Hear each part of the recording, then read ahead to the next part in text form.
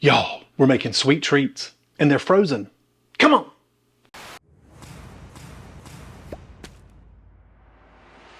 Alright you guys, welcome back to the channel. Today we're tackling two fast and easy recipes from the land of TikTok. This time for sweet treats that are frozen. It's getting a little bit warmer for some of us out there and hopefully for all of us soon, so sweet frozen treats seemed like a good idea. And you guys have mentioned many times in the comments that you appreciate I'm bringing some of TikTok's more popular recipes onto this platform to test and try because you maybe don't use that platform as much. So today we're testing two different recipes. The first of those is one I'm pretty excited about, and this is from Shred Happens, and this is his recipe for high protein Snickers frozen snacks. And the second recipe is also pretty easy. This is from a creator called YZMA1587, somebody out there, and that is for her low carb frozen chocolate whips. So both of these are going to go pretty fast, so today's going to be a quick video and hopefully tasty and satisfying like those Snickers. I'm excited about that copycat recipe. So let's get started on this first recipe. All right, so let's get started on this first recipe. Again, this is by Shred Happens, and this is the recipe for high protein Snickers frozen snack. And suspiciously, this is missing caramel, which I think is a pretty important part of the Snickers profile, but that's what we're here to do. We're here to test it. He did say you could add some sugar-free Snickers if you wanted to do that. But we're going to start with 2 cups of a thick Greek yogurt. I'm using a fat-free yogurt here, but you use whatever you want to. And to this, we're going to add in some peanut butter powder. He did also say that you can use regular peanut butter. That would be fine, but there's a lot of calories and fat in that, which depends on what your goals are there. But if you don't use, like PB2 is a brand of that. Good Lord, I've already made a mess. PB2 is a popular brand of that. I use the, it's called Naked PB. I get it from Amazon. I'll leave a link to it down below. It's just powdered peanuts, really is what it is. It's pretty high in protein. If you use this brand, you get about 3 times the amount for the same amount of money, and it tastes the exact same to me. And it's very versatile. You can use it in a lot of things. Just gives you some peanut butter flavor and the protein without all the salt and fat and sugar that comes in peanut butter. To this, we're going to add in 3 tablespoons of your favorite powdered sweetener. This needs to be the confectioner's sweetener. He uses monk fruit sweetener, so that's what I've done here. So 3 tablespoons of that, which doesn't seem like much, but doesn't have to be super sweet to be good. So 2 cups of yogurt, 1/3 of a cup of peanut butter powder, and that looks pretty good, and 3 tablespoons of sweetener. So once you've got all this mixed up, let me get the whisk out of the way and clean up my cloud of peanut butter dust. Hold on. We're going to take a tray and line it with parchment paper or silicone mat, because this is going in the freezer for a couple of hours. My freezer is oddly shaped, so I can't fit a full baking or even a half sheet tray in mine. So I'm just going to use a cutting board that I know fits in the freezer, line it with parchment, and we're going to make 6 big dollops of this on here. You can make them as big or as small as you wanted. When he made his recipe, he made 6 of them. So I'm just going to lay these out and meet you right back here.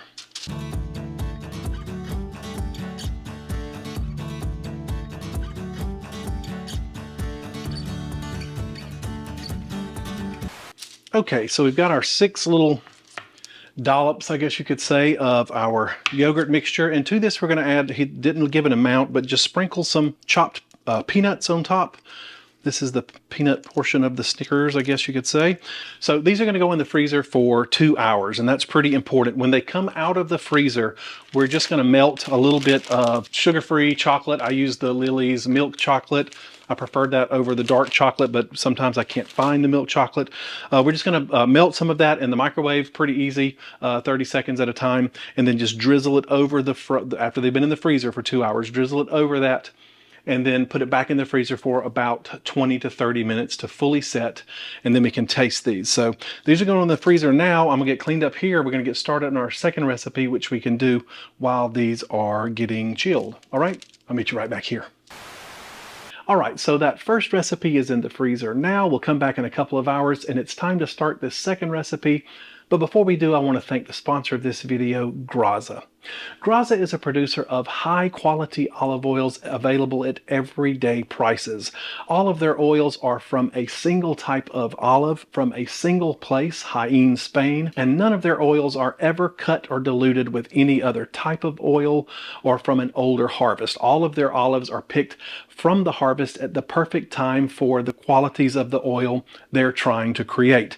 All of their oils also are in squeeze bottles, which not only are fancy and make it look kind of chefy when you're using them and putting it on the pan, but it also protects from light. These are completely opaque bottles, and light is the enemy of the freshness of olive oils. Now, you've already know probably the first two that I've already mentioned several times, and that is their drizzle and their sizzle. Both of these are extra virgin olive oils. The drizzle oil is never to be used in heat at all. This should not be cooked. This is picked at the youngest part of the harvest where the olives are very vibrant and bright and tangy and fruity in flavor, and you let that shine through by never letting it hit heat. These are great for finishing salads, putting on top of fruit, putting on top of a steak, or even on top of ice cream. Yes, it is fantastic. Try it. The other oil that I've often used is the sizzle oil, and this is produced later in the harvest when the olives are a little juicier, a little more ripe. They have a little bit less pungent flavor, and they're perfect for higher heat cooking that's everyday cooking like roasting or mild grilling. This is a great everyday olive oil. And their newest is called Frizzle, and it is the opposite of today's video, which is about frozen treats. This is Frizzle. This is super high heat cooking up to a smoking point of about 490 degrees. And it is a very neutral flavor. It can be swapped out for the other things like you would be using like vegetable oil, canola oils, avocado oils. It's an easy swap for that. Going to be using this on the grill. Going to use it in a screaming hot pan of a cast iron skillet or a wok. And even in baking on those keto or low carb chocolate chip cookies. This is great for that. It withstands the high heat of baking, and it has a very neutral flavor that doesn't interfere with your dishes. So right now Graza has a great deal for you guys, especially if you want to try this trio set. Just use the QR code here on the screen, or there's a link in the video description below, and that'll let you get 10% off of your order if you use code LOWCARB10. So thank you, Graza, for sponsoring this video.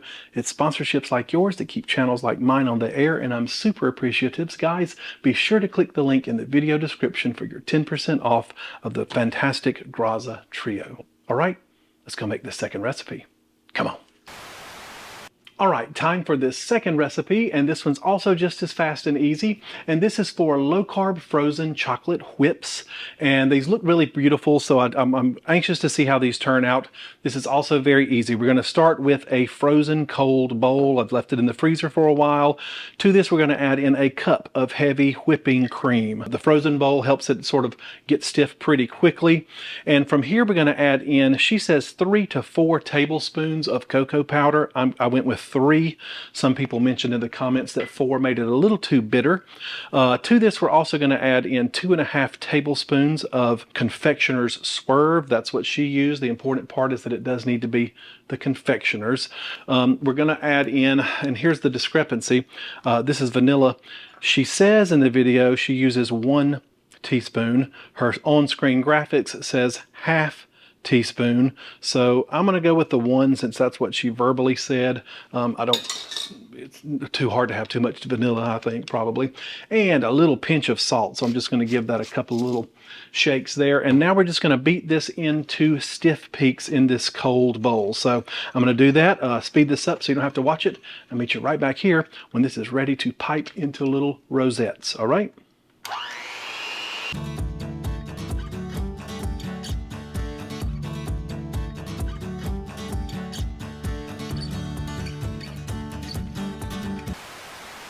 Okay, so I've been whipping for a while. I don't know that I ever made it to stiff peaks, but that's about as thick as it's gonna get. So when we pipe this out, if it doesn't make it into pretty little rosettes and it's just little puddles, well, so be it. So it'll still taste the same, might just not look as pretty. So I'm gonna take a pastry bag with a tip on the end of it for rosettes. You can obviously do this with a just a plastic bag with a hole cut in the corner. Whatever you need to do, you can probably just dollop it on and it'll be fine too. It won't look quite as fancy, I guess you could say. The hard part is getting this stuff into the bag, and this is a smaller bag, so a little bit harder to do. So I'm just going to fill this up. I did notice that a couple of the commenters mentioned that they make this and they use chocolate protein powder, which is a great idea to add more protein to this recipe, or any of their favorite flavors. Somebody said they used strawberries and cream protein powder. So all of that sounds delicious. But so that just shows you how versatile this recipe can be. So I'm going to keep working on filling this up, and I'll meet you right back here, and hopefully don't have this all over my head and face. Hold on. Okay, so once again, you're going to take a parchment lined or silicone lined baking sheet. Again, my baking sheet will not fit in my freezer, so I've got another cutting board with a little piece of parchment on it, and I'm going to see how many I can get on here. And we're just going to try to squeeze out little rosettes so that they look kind of, I guess you could say, pretty and fancy. And I'm not great at this, but you don't have to be an artist, hopefully. And they are keeping their shape pretty well. So I'm going to finish this out, and I'll meet you right back here as soon as this is done.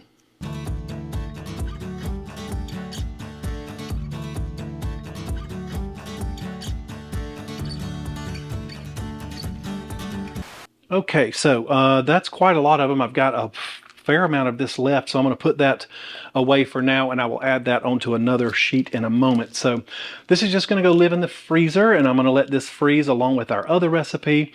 I'm going to take a second recipe out and coat it with chocolate, and then we're going to come back here, and I'm going to let you know what I think about both of these once they're frozen. So I'll see you in about 2 hours, or in your time, it's going to be in 5, 4, 3, 2, 1. All right, guys, we are back. It's been about 3 hours, so it's later in the evening. And as you can see, both of our frozen sweet treats are ready to go. This is the Snickers bar, I guess the Snickers, high protein Snickers. The important part of this, he said, is to make sure that you take it out of the freezer about 15 to 20 minutes before you eat it so that it's the proper texture. So I've done that. Obviously, I added the chocolate to that, and it froze for 2.5 hours, and I have taken it out about 15 minutes ago, 20 minutes ago. And then these are the little chocolate whips, and they are super cute, and those are fresh out of the freezer. So I've got one over here that have been sitting out so that I can, I had to take photos of those, so I wanted them to remain frozen, but these are ready for me to taste. So here's the goods. How does this work out? So let's try our first one. In his video, in his TikTok, he cracked this thing open, and it was just so beautiful. As you can see, it's messy. It is messy, and it's hard. Oh, it's hard. The top kind of came off, but it still looks good. It is messy. Now this is where, wow. He said you could put a stick in it, like a popsicle stick, to make it a popsicle, and I think that would be a better bet because this is a mess. I would hate to give this to a kid and not sitting at a table. So down the hatch, what does it taste like?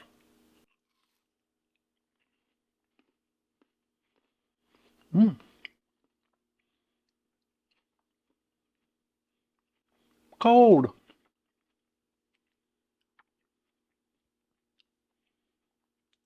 Tangy. Messy.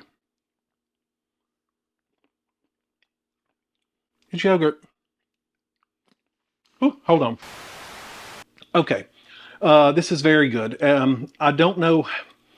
I'll try to show a bit of the TikTok here if I can. I don't want to steal too much of his content, but the way he holds it and it cracks open, I don't know how it was defrosted enough to get that gooey pull and not get all over his hands. And maybe it was just clever editing and he did have dirty hands, but you would have to eat this some other way than with your fingers, unless you're just sitting outside. But it is tasty.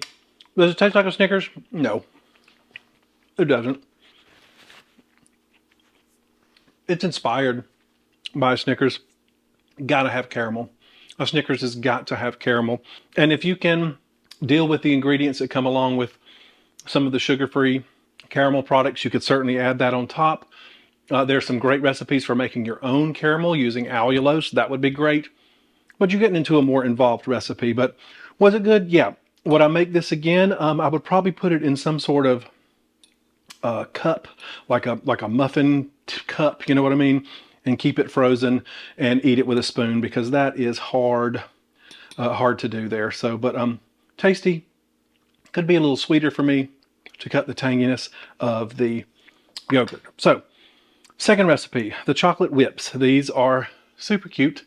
This made a lot of them. This is just a fraction of the recipe. I only used half of this, the piping bag, and filled up most of that tray. So what do these taste like? These have been out for 15 minutes, and as you can see, they're already turned super soft and mushy. That's good. Super light, not much to it. If you've noticed, it's very close to the recipes for the like low carb ice cream, mason jar ice cream. These are going to get hard in the freezer, so you definitely need to leave them out. But that's good. About 1 net carb for each one of those. I definitely leave them frozen and not let them thaw out. Hold on. Yeah, I would probably experiment with some of the ideas that they're talking about putting protein powder in that to make it a little more substantial, a little more to hold up. But that's basically just keto ice cream or keto fluff frozen in the freezer. It's good. I like it. I'd probably make that again. So both of these, yeah, pretty decent. All right. Yeah, honestly, this chocolate topping with peanuts is probably the best part of it. Really good. So there you have it, folks. Low carb sweet treats. Can it be done? You better believe it. Just be careful of how long you freeze them. Let them thaw out before you bite into those, and be careful of how you store them. So thank you so much for joining me. I say this every time. These videos are a way for me to maintain my low carb way of eating, and looking in the end of that camera as often as I can helps keep me honest. So I appreciate that you guys have come along for the journey. I'm going to ask you to please like this video and hit the thumbs up button. Be sure you hit the subscribe button and the bell button down below. It'll let you be notified as soon as I release a new video. It's free to do, and it does a lot for the channel. It lets other people know this might be a video that they would appreciate. Also, find me over on Facebook and Instagram. I'm just Highfalutin Low Carb. At both of those places, I talk a little more frequently, a little more freely, and share some things there that I don't share here on YouTube. So be sure to follow me there. Thank you again to the sponsor of this video, Graza. Be sure to use the link in the video description below or the QR code on the screen. That'll get you 10% off of the trio set. So thank you so much for sponsoring me, Graza. I appreciate that. And lastly, I need to thank my rock stars. Without them, none of this would be possible. You'll see their names starting to scroll over here. Those are my Patreon members. If you don't know what Patreon is, think of it as the tip jar for the internet. Lets people like you who enjoy what people like me do here on YouTube, and you give $1 or $2 a month just to keep the train on the tracks, and you get to see your name at the end of every video. So thank you so much for those rock stars. All right, guys, I'll see you in the next video. And remember, today is a great day to have a great day. Bye-bye.